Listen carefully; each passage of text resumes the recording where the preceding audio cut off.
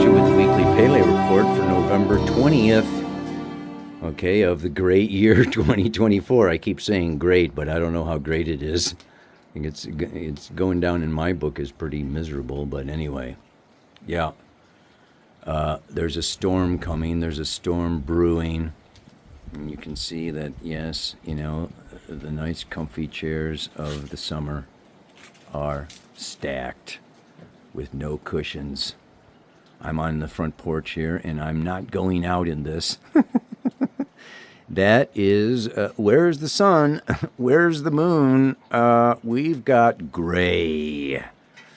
Gray, gray, gray, as the moon is just now going into Leo. She's going to stay there until Friday when she goes into Virgo.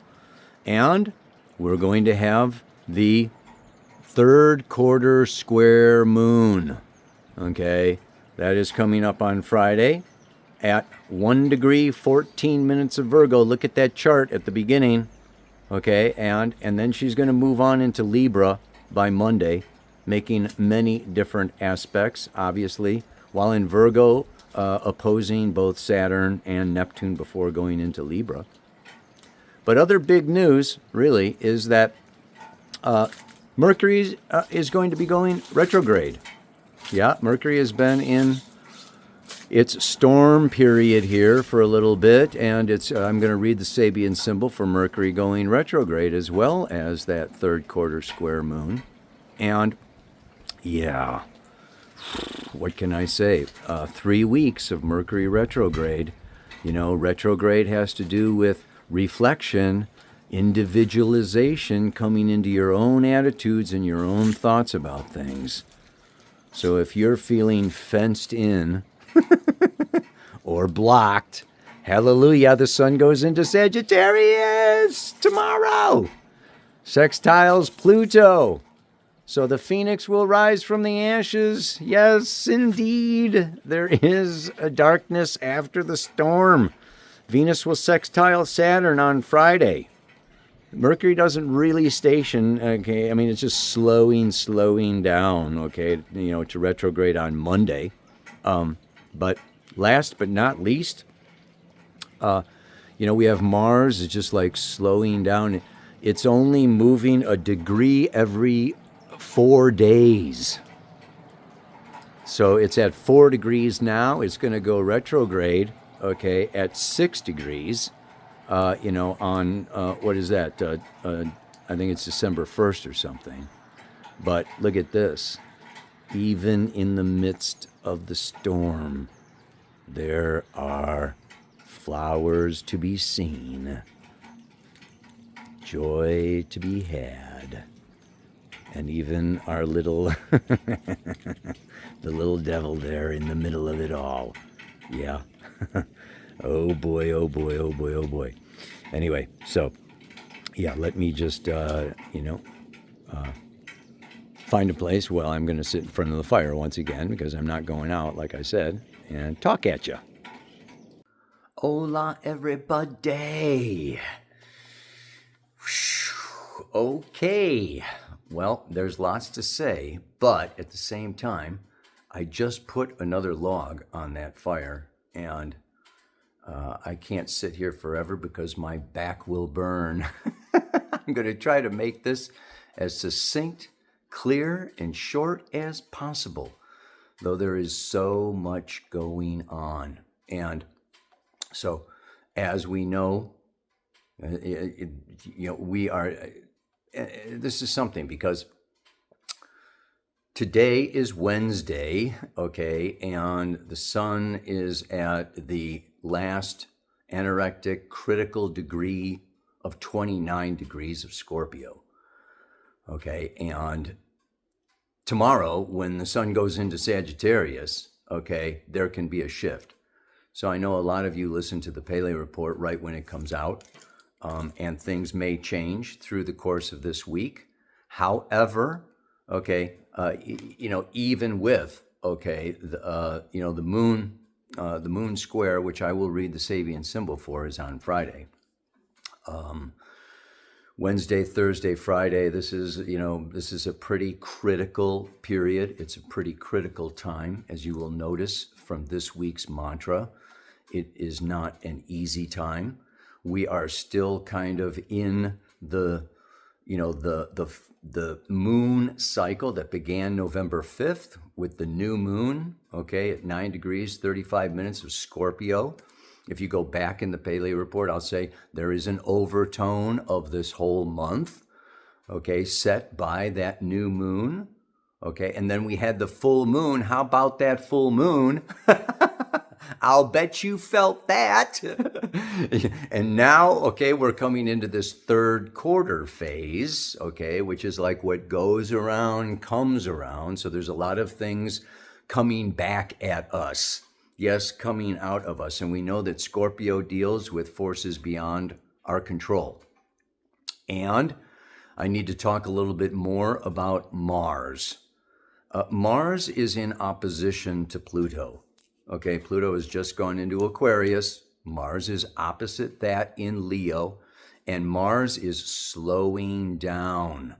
Okay, it's going to go retrograde in a couple weeks at 6 degrees of Leo and come back again, okay, to oppose Pluto. And this is very big. We could basically say that Mars is in this opposition with Pluto from November 5th to January 7th. What do Mars and Pluto have in common? A lot. Number one, they both co-rule Scorpio. Yes? And Pluto is the force of evolution, the unconscious, critical word unconscious, okay, soul, nature, that is forcing, pushing us to grow, to go, to let go of whatever is in the way, distracting, blocking, inhibiting our evolutionary expansion. And Mars is like his agent or his soldier. You could say Pluto is the general and Mars is the soldier, carrying out the orders of Pluto. It's the surgeon's knife, the scalpel, the machete, okay? I mean, it cuts the cords. And this is what we are experiencing through this time period. If you're in the northern hemisphere, of course, you're seeing all the leaves fall, right? The seeds, okay, the pine cones, the acorns, okay? It's returning to Mother Earth to go to bed, okay, to go underground, okay, through these months until, all through the winter. We haven't even hit the winter solstice. I mean, that's the December 21st. So, we're still in the fall. Things are falling. It may feel like the sky is falling or the ceiling is falling on you. And it's not funny. I try to make light of these things so that we don't get too caught up in them. But, yeah. So this can be a time of great loss. It can be a time of sorrow. It can be a time of suffering. We have to also see that this cycle occurs within a larger cycle, and that larger cycle I'm going to put as Saturn in the sign of Pisces is the great let go.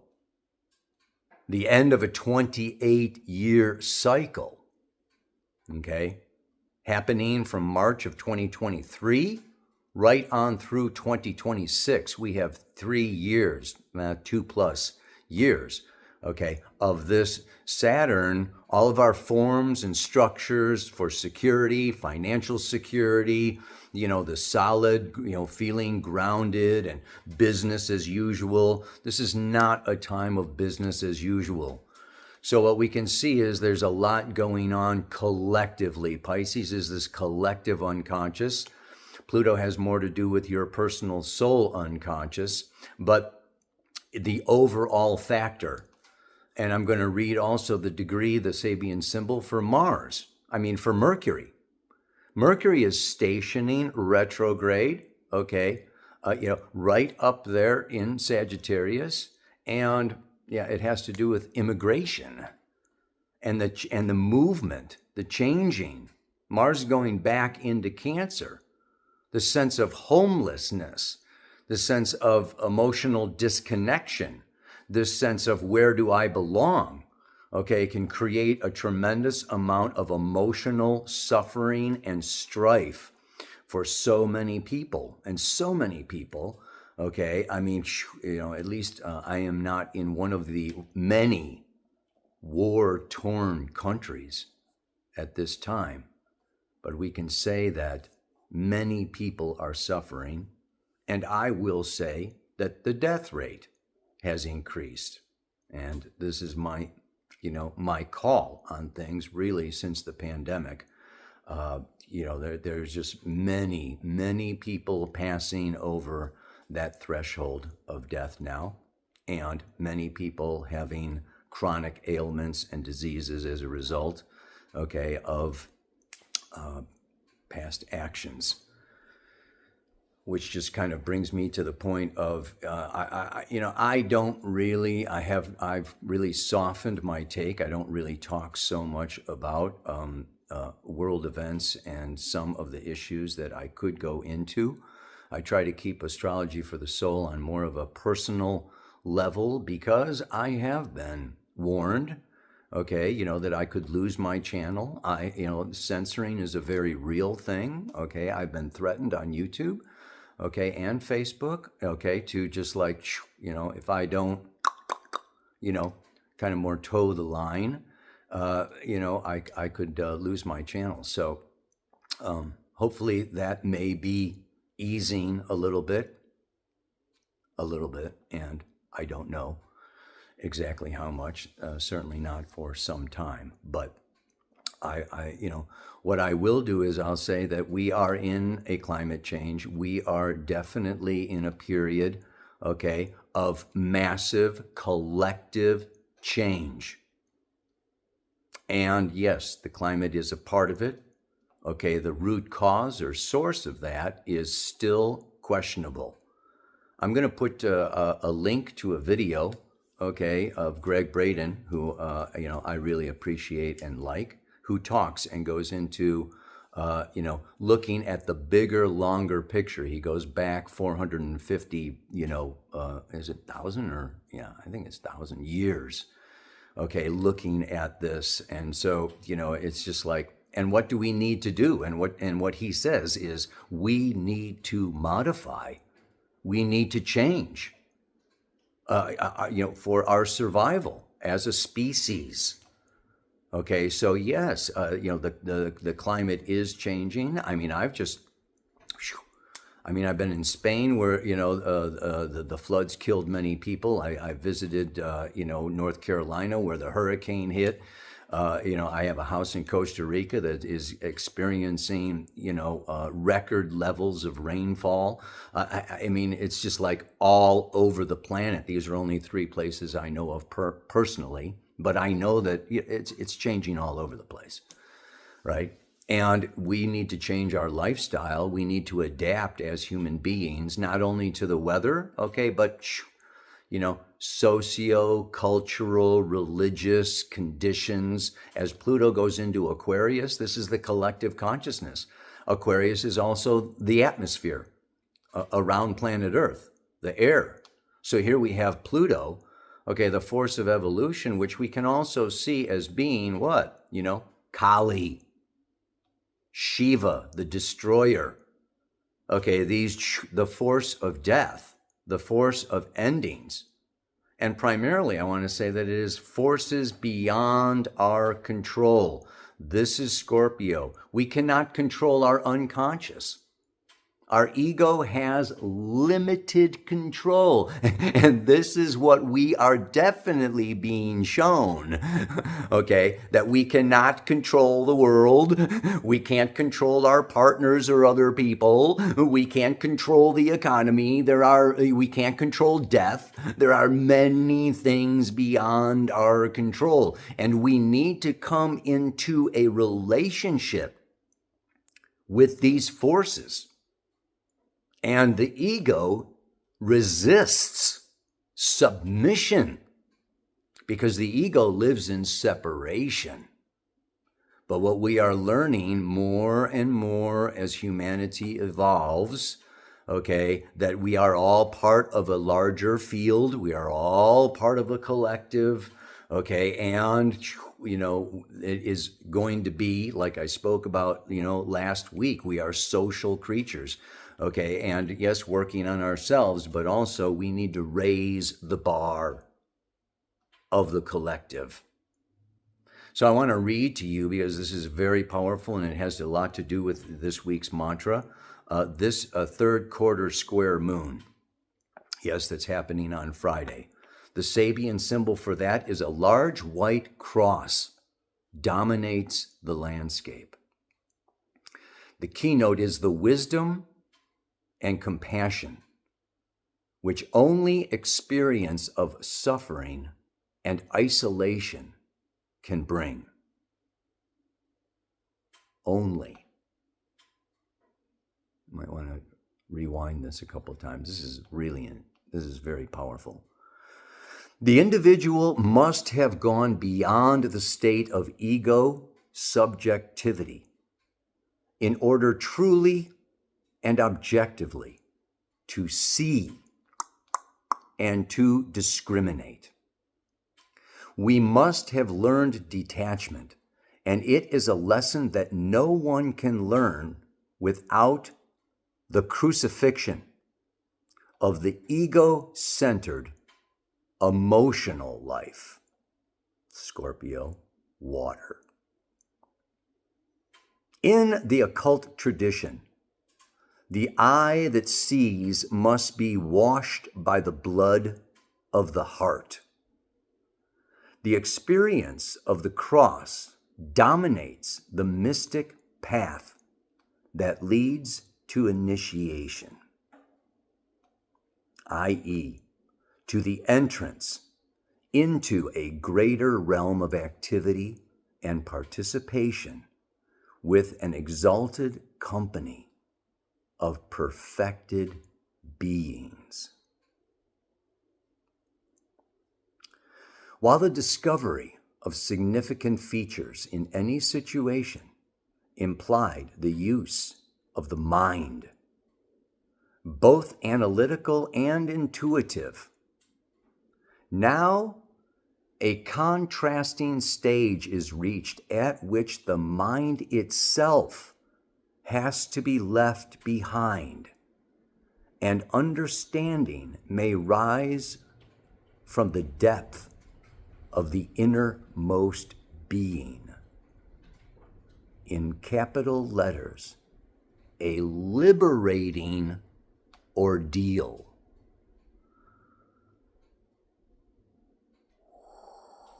Big breath. Big breath.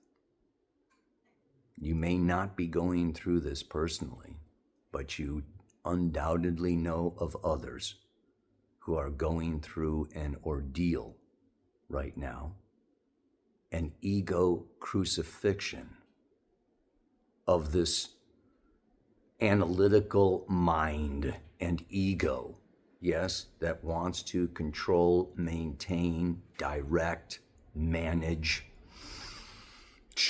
needs to be left behind, that the heart opens.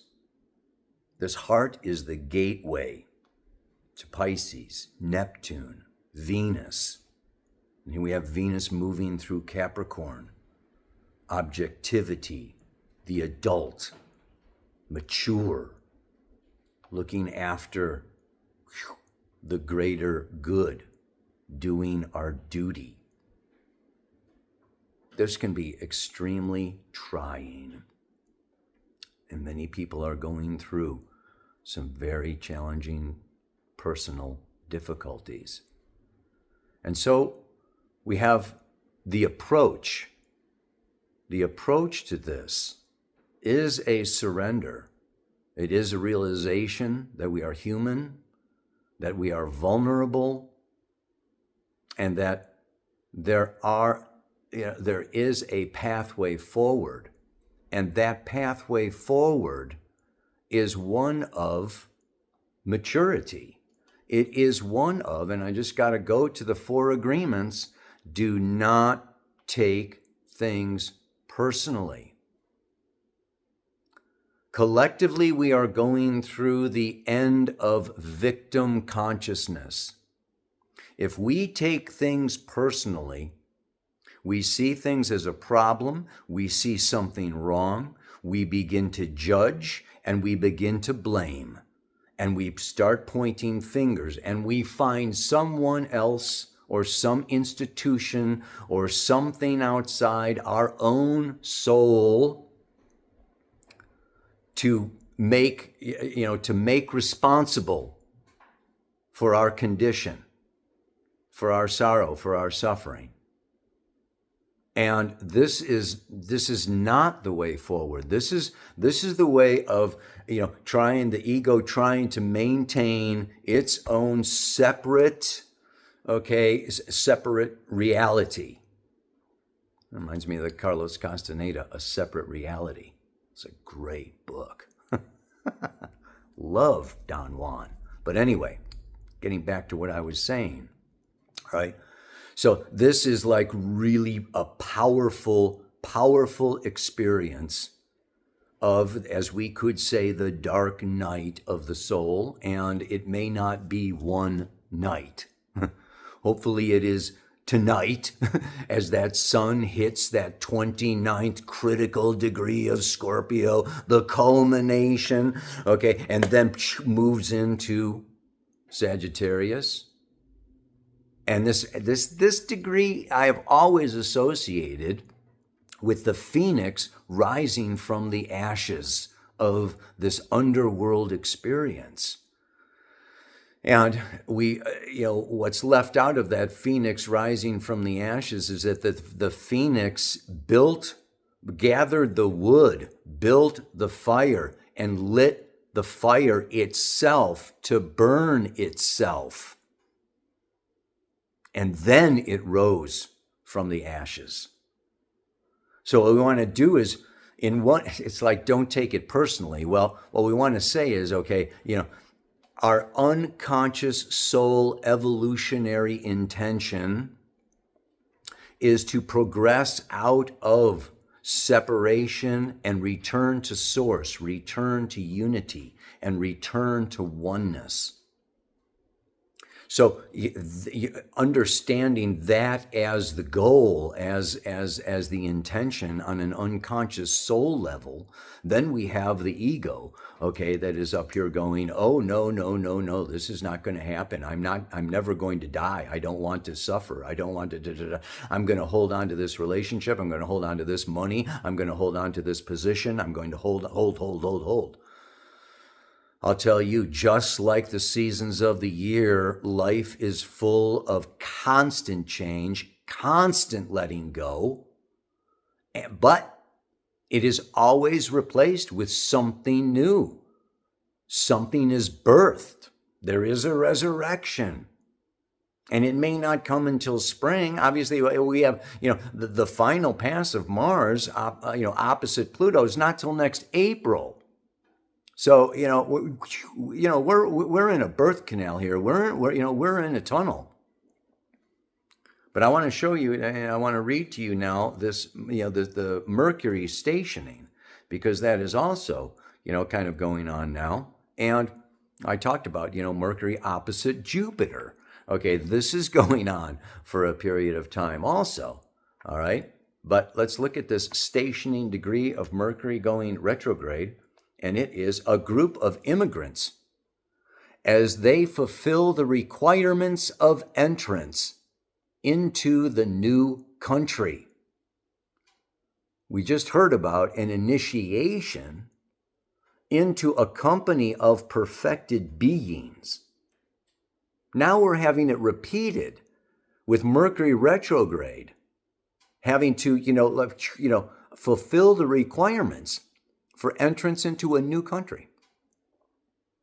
The keynote is consciously accepting the ways of a new stage of experience in readiness for the opportunities it will present. There is a light at the end of this tunnel. There is a resurrection. There is a new cycle beginning. Pluto is in Aquarius for 20 years. The age of Aquarius is 2,160 years. Okay, I mean, we are in the throes of birth, and we know that birth is one of the most painful, intense human experiences that a woman can have. As we pass any threshold leading to a new realm of existence, we have to meet certain requirements and the necessity to adjust to new ways of life in action, thought, and feelings. At times, this may seem an ordeal. Second time for the word ordeal. We are in an ordeal. But it is inevitable. Everything that will follow depends largely on how we cross this threshold and on the spirit in which we meet unfamiliar and perhaps shocking experiences. At this stage, we face a combination of the two preceding symbols. We find ourselves in a period of transition. We have to imitate yet retain our inner integrity. Is that enough said? These are big aspects, but at the same time, what else do we have? Mars in Leo is trining the north node of the moon in Aries, the sign of new beginnings. This is a time period where, yes, we may reach out, we may find new connections, new people, new relationships that are going to help catalyze us and move us toward our new future, right? I mean, this is just like really, wow. I mean, how much more do I want to go into? I mean, we do have, like I say, there are these sextiles. The sun is sextile Pluto as soon as it gets into Sagittarius. Venus is sextile Saturn. Again, this is just calling for objectivity, calling for responsibility, calling for acceptance of, that there is a bigger unconscious, whether it's collective or personal, and that is moving us, that is supporting us in going forward in a new way. And so we have choice. We have the choice to accept change, to make changes, to adjust, to adapt, without blaming, without going into, self-recrimination and self-judgment, without going into judgment and blame of, other outside factors, but to just really sit still in meditation, in breath work, and I suggest this song. I don't know, man. I listen to it, with headphones, eyes closed, the lights off, and music is a pathway also. Yeah, it's a pretty intense song. I love King Crimson. They are so intense. But anyway, the epitaph. It's not a happy song. I also want to say that this is about getting out of, it is the ego mind that moves into evaluation, critical thinking, judgment, seeking solutions to maintain control, and it's time to obliterate all of that, as the Sabian symbol says, and really come into the gut. The lower chakras. Pluto rules the root chakra. Mars rules the second chakra. I mean, this is coming down out of the celestial world of the shaman, of the threefold shamanic world, down into the underworld. And it is feeling all of our feelings, acknowledging these feelings, that we are human. And just like the 7 stages of grief, yes, especially with shock, there is anger and there is sorrow, there are tears, and this process of letting go. Okay, it's not just about letting go of bad habits or letting go of toxic relationships or letting go of nasty situations. It has to do also with letting go of old conditioning of how we were taught to manage our lives and ourselves, and to embrace a new worldview, right? This is Sagittarius, a new philosophy, a new sense of meaning. So that, this is a time to expand our consciousness to philosophies and teachings and other people that have a greater view, a greater expanded understanding of this process that we don't want to get stuck in. Yeah, baby. Whoa. I hate to be so heavy and lay this stuff out on a paleo report. I like to keep it happy, but there's just times where this is not a time to avoid, deny, ignore, suppress, this experience, because it is actually an opportunity. It's like every problem, every crisis is an opportunity, okay, to embrace a greater, deeper, fuller reality. And wow. This can really bring us together in our relationships. This can bring us together in our communities. This can bring us together as nations. This can bring us together as a whole. It's like, what? We've got to stop blaming each other and fighting each other, trying to control each other, and we've got to cooperate. We have to understand and get it through our thick skulls that this is not about getting there first. Nobody is going to get there first until we all get there together. This is Aquarius. It's opposite Leo, the self. And this Mars and Leo may fight. I want to compete. I want to win. I want to be on top. I'm king of the mountain. Sorry, Charlie. Pluto is a Debbie Downer. You know what?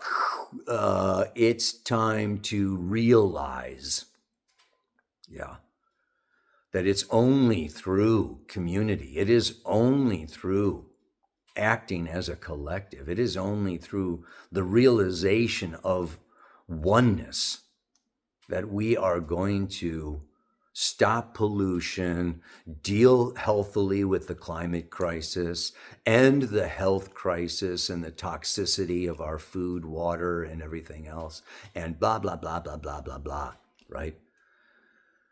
There's so much division and polarization going on right now, and you can see this division and polarization with, Pluto in opposition to Mars.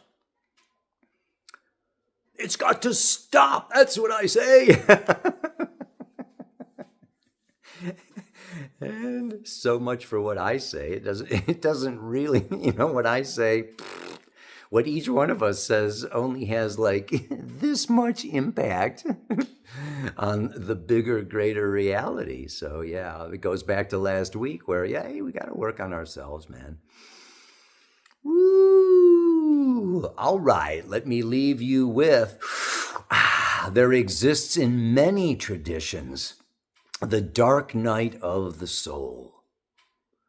a deathly empty void within, out of which true love can grow.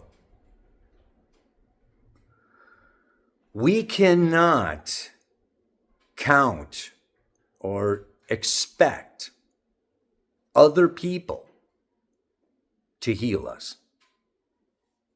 Our path of healing lies within ourselves. Patient, heal thyself.